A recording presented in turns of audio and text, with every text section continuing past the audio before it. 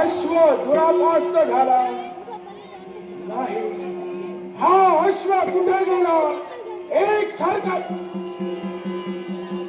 आकाशी हा मेघ वर्ण तुमच्या चरणी नतमस्तक होतोय. मेघवर्णाच्या भाऊ झालंय माझ्या मनाचं समाधान. मग सांग मी भरणा, अरे ज्या अश्वाच्या शोधार्थ तू गेलास, माया विद्येत तू पारंगत होय, मेघाप्रमाणे तुझी गर्जना होय, आकाशात उंच भरारी घेण्याची कुवत तुझ्या अंगी आहे. आकाशी अति योग्य आहे.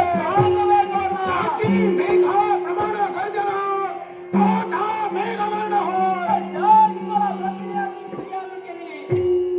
अश्व केवळ मार्गाने मार्गक्रमण करत असताना धुळाचे लोट चालू झाले. अश्व एकाएकी दिशेला असा झाला. माझा प्रश्न तुला आहे, सांग अश्व कुठे गेला? आकाशी तुमच्या मुखावाटे मुखोद्गार निघतायत. सांग मेघवर्ण अश्व कुठं गेला? काकाशी नाही, निराश नजरेला मी तुमच्या पाशी आलो. याला कारण काय असेल? माझ्या नेत्रा समोर जो अश्व होता तो कुठेतरी नाही झाला. मेघवर्णा, अरे अश्वाचे रक्षक म्हणून आम्ही नेमलो गेलो. असं असताना अश्व जर का एकेकी जर दिसेना असा झाला असेल, कुठं गेला काहीच कळत नाही. अगदी योग्य. मग असं असताना सुद्धा इथं थांबणं उचित नव्हे.